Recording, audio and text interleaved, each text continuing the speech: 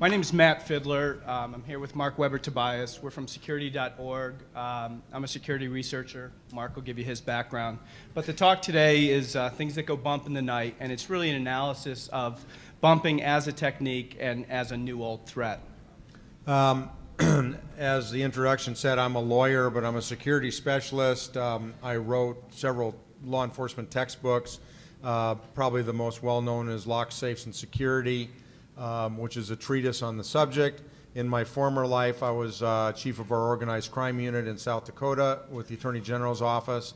Now I travel around the world working with clients looking at bypass, mainly of high security locks, but of locking systems and security systems, mainly in the physical world, not in the logical world. I leave that to you guys.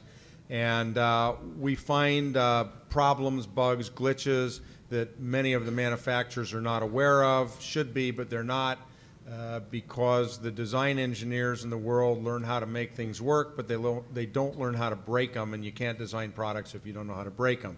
So I spend most of my time now, I do practice law, but most of my time lecturing and working for various clients, figuring out ways to get into things I'm not supposed to be able to. And today we're going to talk about bumping in the context of a real physical security threat. You folks have IT responsibility, many of you, and are foisted with physical security responsibilities to protect your infrastructure. A lot of you probably don't know or are not really familiar with what we're going to talk about today. We've received some media coverage on it of late. Newsweek did a story this week, and posted on my website is a very detailed analysis of bumping as a threat to security. I'd encourage all you to read it. There's also the legal issues involved in the United States. You can download the PDFs. You should also look on Barry Wells' website, tool.nl, for additional information. Barry's been really the leader in Europe on this issue, and I've been shuttling back and forth. It really hasn't received any traction in America until now. I think that's going to change as of tomorrow. And so we'll go through our PowerPoint. And Matt? Yeah, so we'll hold questions to the end. Again, the PowerPoint is really going to go with a brief history of picking locks. Then we're going to go into, or of locks in general. And then we're going to demonstrate what bumping is, the theoretical application of bumping. We'll go into some case examples that I think you'll be pretty shocked at. We have some videos to show you. And I guess, first of all, if we can just get a show of hands of how many people know how to pick locks. Oh, that's a pretty good turnout. That's a pretty good turnout. Yeah. Okay. And how many of you all have bumped open a lock? Wow. Quite a few, but not really that many. Yeah, exactly. So another show of hands. Right. Prior to the convention and the Lockpick Village and everything great that's been going on, how many people know how to bump or pick locks? Still pretty good. Yeah, okay, that's pretty good. And, okay, so that works. And basically, the premise today is that you all need to understand the physical security risks so you can make your own security assessment, not the architect, not the purchasing agent, not anybody that doesn't know anything about locks and security. Locks are the primary security level. There's a lot of layers, but locks are really probably the first one. And so y'all need to understand so you can make your own risk assessments, not the locksmiths you're dealing with, because they won't tell you most of them anyway. So Matt? So briefly, there's just want to review the types of locks that are available out there. There's warded locks. Typically you see these locks on barns or outdoors. There's no springs, so warded locks tend to function well in outdoor environments. 100-year-old hotels use them also. Exactly. Lever locks, primarily used in Europe. Wafer and disc tumbler, you'll find these in your cubicles, your overhead compartments, storage bins, safes, very inexpensive safes. Pin tumbler locks, primarily in the U.S. It represents about 90–95% of all the locks that you'll use on a daily basis. There's the hybrid locks, combination locks that employ multiple facets of lock technologies. And again, lever locks, very common in Europe. We don't see them much Well, in the U.S. except for safety deposit boxes here. All safety deposit boxes are lever locks. And then again, pin tumblers comprising 95%. And pin tumbler is what we're really talking about today. So 4,000 years ago, the pin tumbler was developed in Egypt, and then it was forgotten about. And the original pin tumbler in Egypt is totally different than what it is today. In about 1860, Mr. Yale figured out that if you put 2 pins in a chamber rather than 1, like 4,000 years before, you had a very small, very secure lock. So that's where all this came from. So the modern pin tumbler lock, there's always at least 2 pins in each chamber. As Matt said, they comprise 95% of the locks in the United States today and a lot in Europe. You can be found in all security applications, and again, they're all based on the original Yale design. There's billions of them, and so to tell you how many, just billions. So in a perfect world, locks cannot be opened without the correct key or code. But the reality is there's just level of difficulties to opening these locks, either through physical destructive forced entry or covert methods of entry, which we'll discuss. Right, and in my world, I don't deal with forced entry very often. I teach it, but I don't deal with it. My thing is covert and surreptitious entry. So there's essentially no trace. You don't know somebody was there, which is the big problem, especially in information security. If you don't know it's compromised, you can have a serious problem. Yeah, so covert methods of entry, we have picking, which obviously a lot of you know. If you don't know about it, go up to Skybox 206 in the Lockpick Village tomorrow. Impressioning is a technique using multiple mediums to take an existing key and manufacture a key from it, or by introducing something into a keyway to impression a lock and decode a key. Decoding, again, multiple methods of bypass. There's been a lot of talk over the last couple of years about extrapolation of the top-level master key. Mark, do you want to go into that briefly? 2.5 years ago, Matt Blaze at AT&T, now with the University of Pennsylvania, really exposed this issue. He's really a cryptographer that's into locks. I'm sure many of you know who he is. Matt talked to me, and we ended up in the New York Times. Basically, almost every master key system in this country can be compromised by a 15-year-old kid. And then they'll own your facility. I don't like picking locks anymore if I don't have to. I'd much rather compromise the master key system, have one key, and I get to go anywhere I want. And I know that I'm going to get there. Now, there's some caveats with this, and if you use the right kind of locks, this is not true. But standard conventional pin tumbler locks, if you're using them on your facilities, you need to understand that they can be easily and covertly compromised so that you can derive the top-level master key that will open up every door in the facility. Now, this is based on the availability of blanks or keys that can be cut, but I also should tell you, in my world, we have little machines that we can take a photograph of keyways and go back and generate a milled blank that will open your lock. And so you do need to pay attention to this vulnerability as well as decoding, impressioning, and picking. So we're going to talk about bumping today, but all the above methods, including bumping, require all pins to move together and create a shear line and separate so that a cylinder will turn and the lock will open. And again, much like picking, it requires a tension wrench or turning tension of the key to allow that plug to turn. And as we'll discuss, the issue is the skill that's required in picking as opposed to other forms of bypass. So you need some prior intelligence. As Mark talked about with master keys, you need to have access to the keys, one of the keys in the system. Potentially there may be sidebars, and sidebars is a combination locking technique, an additional mechanism that is employed to either provide for key control or additional security. And let me ask a question. How many of you, if you know, use Medico in your facilities? Do you know? Not that many. How about Schlage Primus? More. Um, these locks use sidebars. How many use ASA? Not many at all. Medeco probably has the largest market share in the country in the high security market. I would estimate 70%. They started it. Schlage Primus is right behind them. These locks use sidebars, as we'll show you, and they're essentially secure with some caveats. Go. So as Mark mentioned, keyway information can yield a lot of details about a lock. Leveraging an easy entry machine with a picture of a key or the keyway, we can create a key.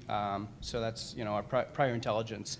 Another method of opening is identifying blanks or producing copies your own self, simulating the key, clamshelling the key, impressioning, manipulating components. There's a whole host of techniques to cut or produce your own key. Yeah, you need to understand one of the techniques that we use is with silicone. If I have your key for 2 minutes, I can generate a copy of that key. I don't care whether it's restricted. Basically, I don't care what the key is. You can make a copy of it. And so there's serious threats if you give other people your keys. And don't park your cars and leave your key ring in the car. So we're just going to talk about what a key is. In a couple slides, we have a pretty good graphic that depicts what a key is. The keyway is the opening, obviously, that the key is inserted. The bitting is the actual cuts on the key, whether or not there's any secondary locking mechanism, like we talked about sidebars. Check pins, typically used in Schlage, Everest, other types of locks. Not necessarily an additional security component, but an additional component for key control. A lot of locks employ interactive components, sidebar sliders, and locks like the EVA MCS introduce magnetics into their lock. So this is really Mark and I's mantra for vulnerabilities and exposures associated with locks, and it's the 3T, 2R philosophy: time, tools, and training, and then repeatability and reliability.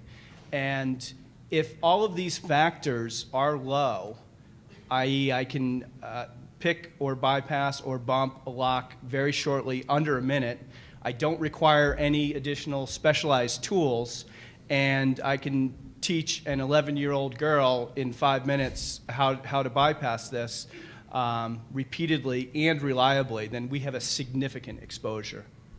Go ahead.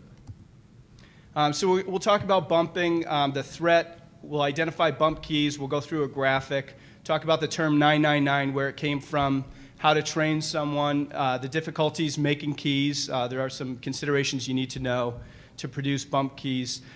Can you leverage bumping for covert entry? Again, is it something that's easy to learn, and we have it? No. Yeah. So why is bumping really relevant? It's a new old threat. It was actually developed in Denmark about 25 years ago, and it's, as we said, recently come of age from 2004 in the Netherlands with Barry Wells and his work. So how do we focus, how do we crystallize why this is relevant? This afternoon, I was in the lockpicking village. There was an 11-year-old girl who's now figured out locks are an intellectual challenge. Jenna Lynn, she's in the third row. Stand up.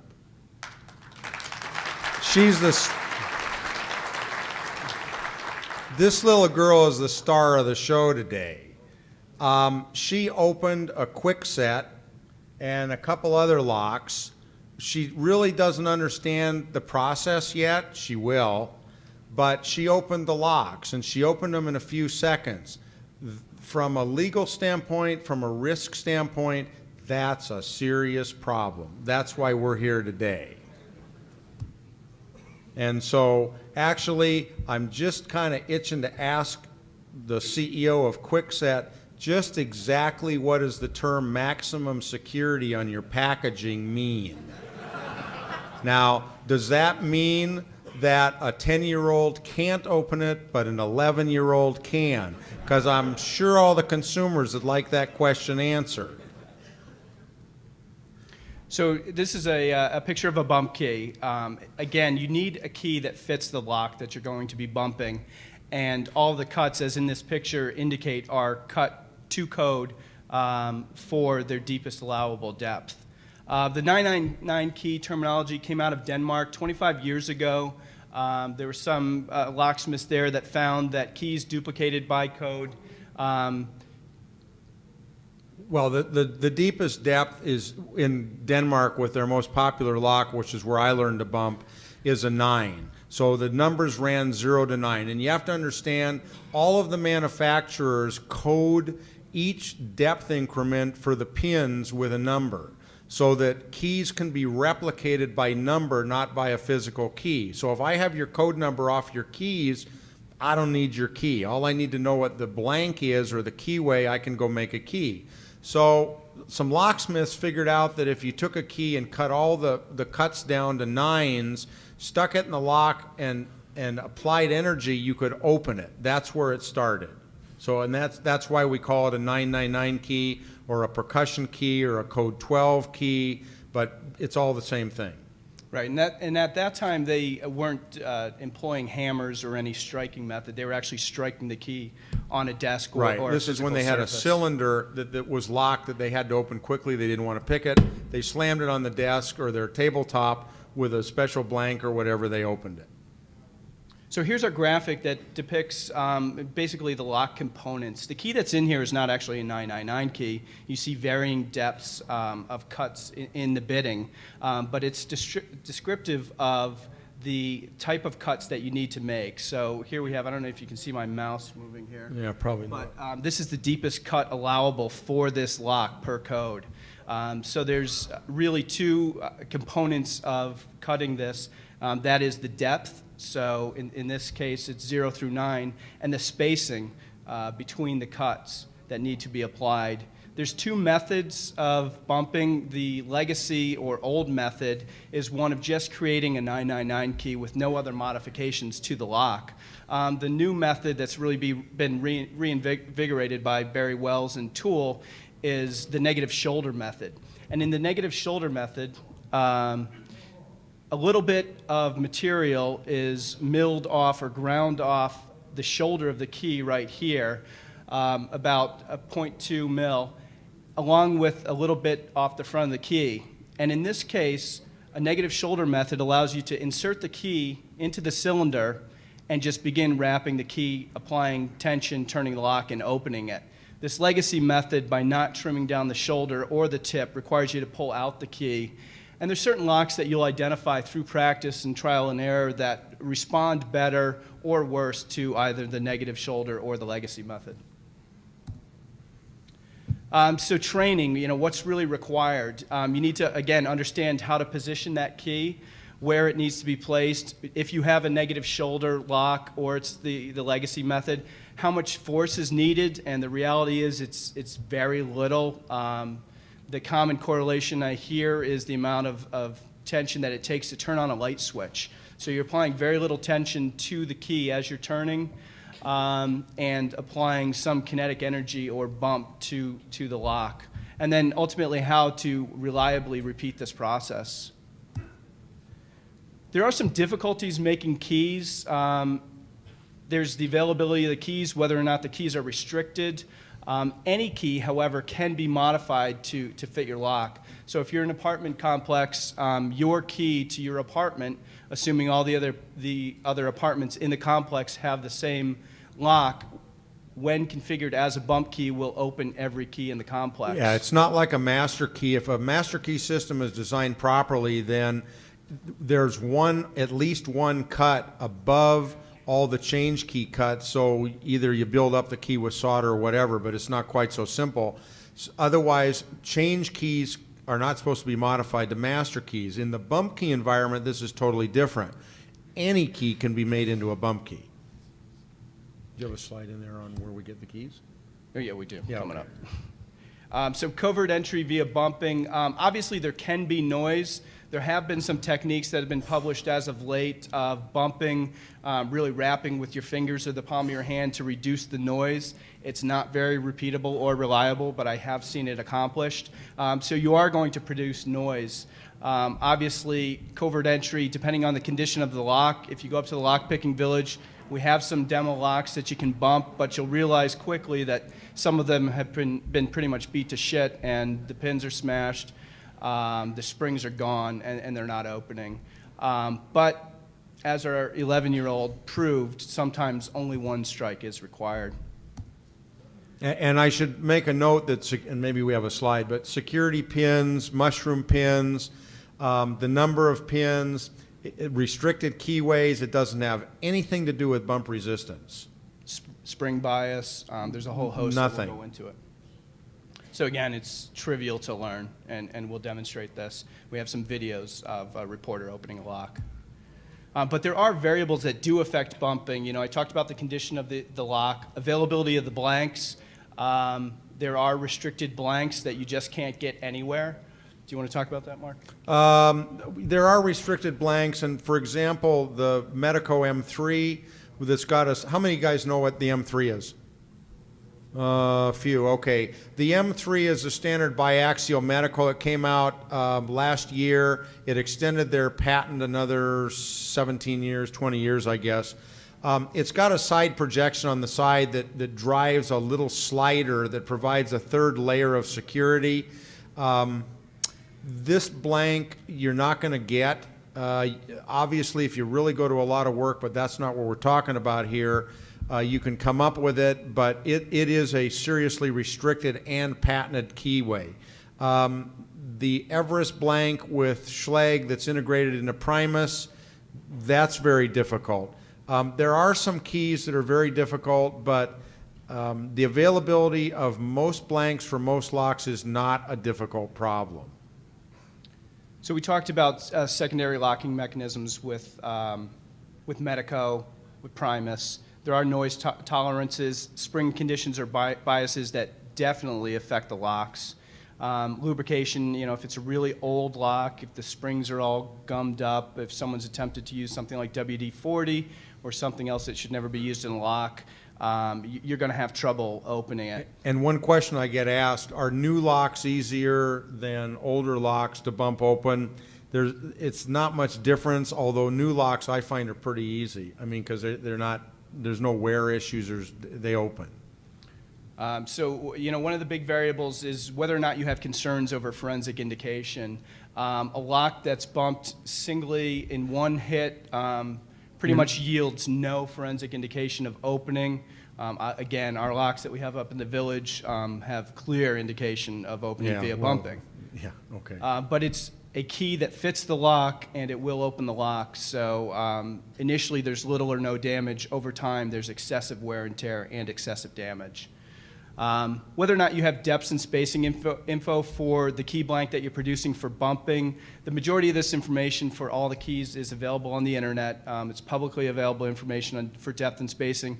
But the reality is you can produce these keys yourself by eye. So, you know, from a vulnerability perspective, it's pretty severe. That's the problem. It's not difficult, and that's the risk. The shoulder and tip modifications, we spoke about certain locks that require a negative shoulder method. You know, you're going to have better luck with the legacy method on some and negative shoulder on others, and through trial and error, you'll be able to figure that out. Whether or not the lock manufacturers introduce solid cams at the end to negatively affect bumping, or if they've deployed anti-bump mechanisms, shallow pin cuts, there's a whole host of things popping up on the market in Europe, not yet in the U.S., that we've seen. Yeah, this is going to be a huge retrofit problem. It's a little different between software and mechanical locks. And, you know, as I said, there's probably 1 billion locks in this country, and so this isn't going to be a quick fix. Misinformation. Not all locks can be bumped open. Because of all the publicity in Europe, everybody might think that every lock can be opened, especially because of the stuff on German television. Not exactly. And if you all read the white paper that's on our site, It'll really go into detail on myths and reality as far as bumping. At the end of the day, 95% of the pin tumbler locks can be bumped open, but you still have to secure the key that'll go into the keyway. And herein lies one of the issues we'll get into in a couple minutes, the legal issues here.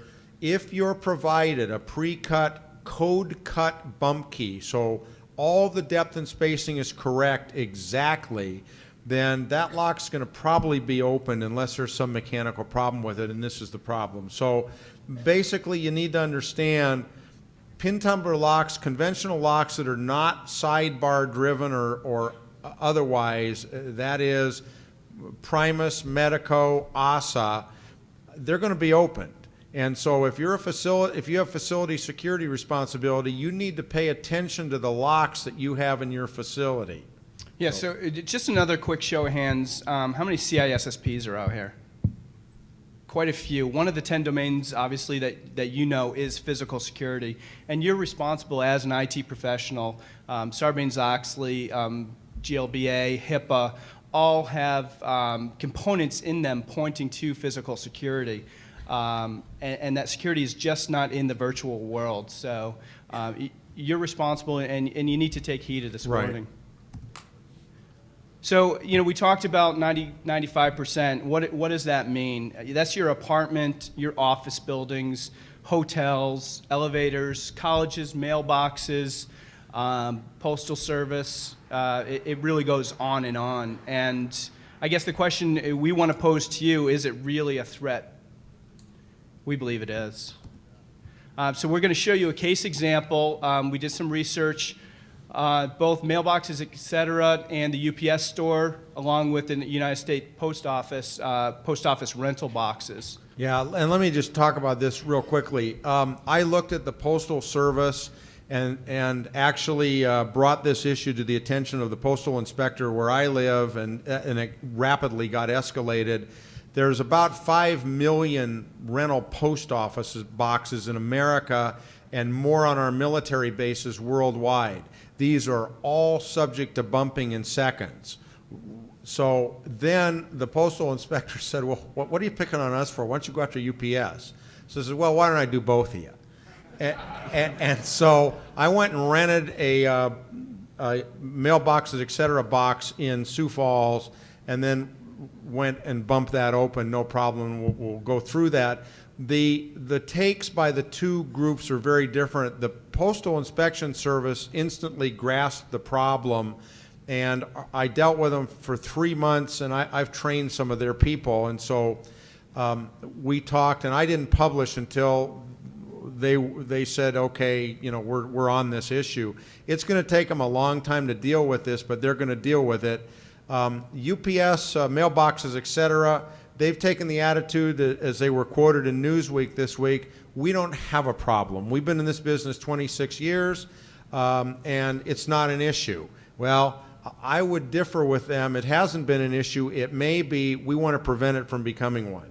And so obviously there are millions of mailbox users at risk for identity theft, surveillance of mail, unlawful interception, or interjection of dangerous substances or explosives. This is the issue. Don't tell me your Mac is crashing. No. I get a demo program that just... Okay.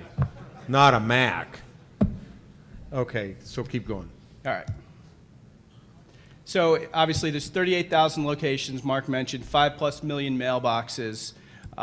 It is a threat. The reality is the post office, along with mailboxes, et cetera, and UPS, are protecting your mail with $1 locks. Yeah, I mean, I've talked to the vendor that makes locks for both the Postal Service and mailboxes, et cetera. This is a picture of the mailboxes, et cetera lock. It's a cheap lock that's made in China. It's less than $1. They're not going to change it, at least as of right now. And this is what they think will protect your mail. I don't think so. That's my opinion. These can be opened in seconds, as you'll see. So this was UPS, mailboxes, et cetera, response that they take from a security perspective, that they take security very seriously. and their security individuals felt that it was a real problem. However, the PR folks, their response was absolutely ridiculous. They said, "We know our customers." Both Mark and I, as part of this exercise, rented mailboxes at UPS, mailboxes, etc. They have no clue who I am. No, they don't want to know who he is. And so then they said that because they lock the facilities, but they give everybody a key. And in the case where I live, it was a Schlage C keyway that you can go duplicate at the hardware store, and they never changed the lock because that would be a logistical nightmare with all their clients. So the bottom line is there is no real security. So not only could we bump the mailboxes, but we could bump open the front doors. Yeah, right. Go. And again, they have no plans to upgrade this. This is currently UPS, mailboxes, etc.'s position. This is the Postal Service lock. Again, not much better than UPS. It's a $1 lock. Yeah, it's a couple dollar lock. It's not a bad lock, but it's a conventional pin tumbler lock. It's a restricted keyway. But God love our government, you can go on eBay and buy the locks and the keys because they're surplused out from our military bases. And so, it's a restricted keyway. Granted, it's a felony to break into a post office box, but that hasn't stopped the identity thieves. There's a huge problem with keys to collection boxes in major cities getting out. They're selling for anywhere from $50 to $6,000. And the real problem is those keys will also get you into apartment buildings, because they have key keepers for the mailman to get into every building to drop the mail off. And so it's a serious, serious security problem. The Postal Service is addressing that, actually with Medico, but it's all part of the same picture. Right. So as Mark said, when we first started this exercise, obviously there's federal statutes for key control on these keys, and we're like, oh shit, how are we going to get these locks and enter eBay? So yeah, no problem. It was pretty nice. But again, every key can become a bump key. So if you create a bump key for a single post office, you have access to every single mailbox. Yeah, and you go rent a box. This is the problem that I pointed out to him. You go rent a box, they give you keys. You modify it, it's a bump key. All right, so the Postal Service's response was much better than UPS mailboxes, et cetera. They were aware of the problem. They are going to upgrade the locks. They're going to ensure security. It is a huge task, and it's going to be very expensive for them. So before we go into legal issues, we just want to show you a quick video, if I can get this sound okay. That sounds good.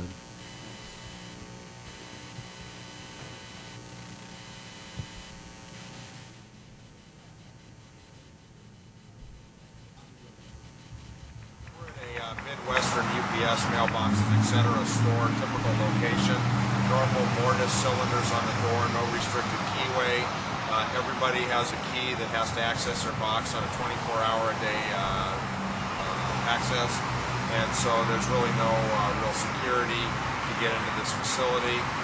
We're going to enter and use a standard bump key that's been cut for this lock. These are produced by a variety of vendors, but as you'll see, it's a few seconds to open them.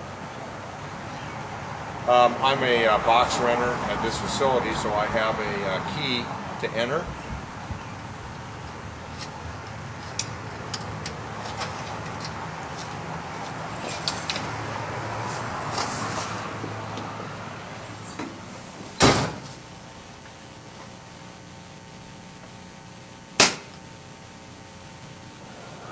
That was opened in... It's a $1 lock. These are typical of mailbox, etc. locations throughout the United States and around the world.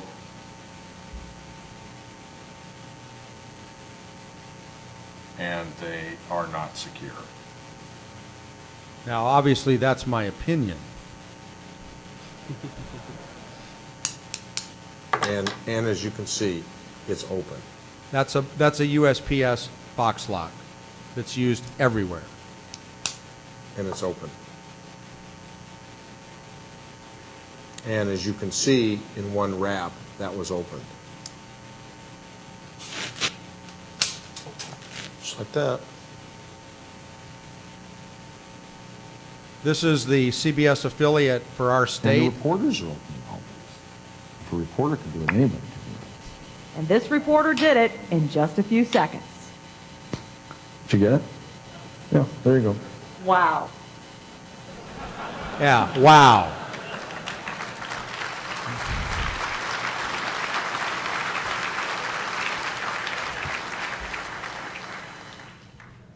I figure if we get enough media attention, they're going to change some statutes to deal with this issue, and the manufacturers, some of which I deal with on a regular basis, are going to pay attention. The folks I deal with, they are paying attention to this. The problem is they have an embedded base of millions and millions of locks to deal with. So we'll try and get through this quickly. Talk about current statutes, trafficking in pre-cut bump keys. We'll show you some sites today that are actually selling bump keys on the internet. Whether or not the manufacturers are liable for knowingly producing locks that could be bumped open, and what are the insurance companies doing if you suffer a loss via bumping. So current statutes, Mark? Yeah, there's several federal statutes, so I'll summarize these pretty quick. The mail statutes control what's mailable and non-mailable through the post office, UPS, DHL, basically anything in interstate commerce. So all these sites that are selling bypass tools, picks, whatever, the statute actually says they can't send them to anybody but certain classes of individuals. That is locksmiths, car repossessors, manufacturers. This statute was written originally about 70 years ago. It's way out of date. It specifically excludes bump keys. The way I read the statute, all keys are exempted, which is a problem for you folks because there's a lot of websites now that are popping up selling pre-cut bump keys for specific keyways. And so I'm dealing with the Postal Service for them to look at changing these statutes to control this a little more to folks that need to have these keys. By the way, law enforcement isn't included in this, so they can't buy these either. So you spoke about trafficking in bump keys. Our position is that bump keys should be restricted. Everyone should not be able to buy these. They should be restricted to locksmiths, security professionals, researchers involved in identifying vulnerabilities and exposures, but average citizens should not have access. Yet you can go to lockpicks.com, purchase a bump hammer and bump key for the good price of $26. Or Holly Lock Supply and get Arrow, Kwikset Master, National, Weiser, Westlock, Titan, Yale, a whole host of keys ready shipped to your house for $44.95. Yeah, and you're ready to open the locks. So these are available today, and they're not currently covered by the statutes. We think this is a significant problem.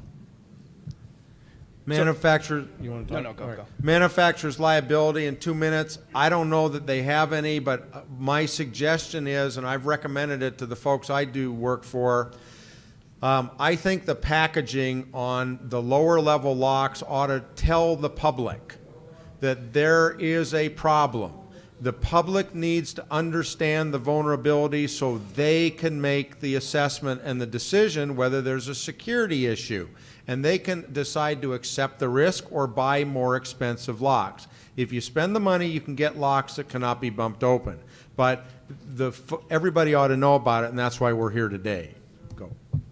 So if you suffer a loss, if you must show proof of entry, then thefts may not be recoverable. Your insurance carrier may not bind coverage for that. Yeah, this is going to change because this whole issue now is coming to the front. It has in Europe already. And again, in some cases, insurance clauses require forensic evidence. And as we demonstrated early or spoke about, forensic indication for single instance bumping is not evident. Right. So really, this is the end of our talk. I don't know if we have time for questions or not. I think we have about 10 minutes. A couple links here. We have the links to the bumping paper, along with a detailed write-up on the legal implications. Also go out to tool.nl for additional information on bumping locks. And I'll be glad to talk to anybody offline, so will Matt. Any questions? Thank you. You've given an excellent presentation, but you've done everything but tell us how bumping causes the pins to align along the shear line. Oh, it's my friend Isaac Newton from 350 years ago. The key actually makes contact with the base of each pin. When you strike the key, the energy is transmitted to the bottom pin. The top pin splits, just like pool balls on a pool table. So you hit the left one, the right one moves, they split, and there's nothing to stop the plug from rotating. It's pretty simple. Next. For people who are trying to learn more about this this type of sport or hobby and security and locks in general, other than websites, do you have any ideas on where people can get books and other resources? Read for my learning? book. Lock, Safes, and Security, the multimedia edition. I actually brought some of them here. That, if you really want to know about this, that's the reference. Next. A comment and a question, and for my P.O. boxes, if somebody gets the wrong mail, they just stick it in the door, so you don't even need a key. Sounds good. And also, yeah, it's great. And also, have you tested graphite lube for difficult to bump locks? Yeah, it doesn't affect it. Really? Thank Nope. you. Next. What about on like car doors? Because I've locked my keys in my car a whole bunch, and I have to use a coat hanger. Can car door locks, not the ignition, just the door or No, the trunk locks? not unless they're pin tumbler. Most of them are laser track now, and you won't bump those. Or even Thank the you. older wafer locks. Yeah, aren't if subject they're to wafer bumping. locks, you're not going to bump them open. Thank you. Next. You mentioned that these kind of locks is kind of $1 or $2. Right. How much would it cost to replace one with something that's of adequate security per lock? Actually, you could put a wafer lock in that may present other issues, but it's not going to be bumped open from this threat. Listen, for $5, $7, $8, it would be quite adequate. I represent a client in Europe that makes a slider lock. You're never going to bump that open. And they're, you know, €6-7. Okay, thanks. Next. When I moved into my apartment complex, they specifically made a point of saying that the keys are more secure because there is a second set of ridges along the side of the key. Right. And I was wondering if how that factors into this discussion. It depends. It depends if it's Medico or Asa Primus. It is not. Who is it? Do you know? I actually don't have the key with me right now. Well, I'd have to look at it. But you know, it can make it more difficult. But if you have that ridge pattern, then you're probably going to open it. Okay, thanks. This is an Asa, and some of these can be opened. Next. You've given some examples of strong commercial locks for commercial installations, but what about for consumers who are looking to secure their homes? Medico and Primus. You can buy them. They're just expensive. They are expensive. I just built a house, and I chose to put Medico M3s in all the doors. Obviously, they're still, thieves still get in through the windows, but... Right. Anybody else? No. Thanks so much. Thank you very much, everybody. It was a pleasure.